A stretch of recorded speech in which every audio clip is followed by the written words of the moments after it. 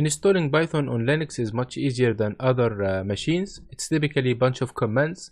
So for example, for Ubuntu, you need to do sudo apt-get, then the install Python 3, then install Python 3-pip.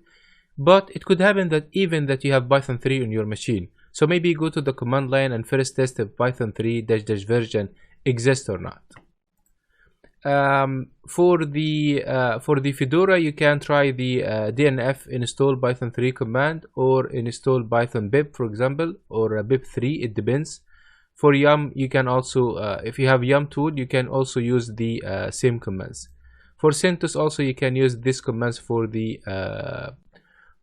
installation. After you install, I would like you to verify if Python pip is for version 2 or 3. If it happened to be version 2, then try Python-pip 3.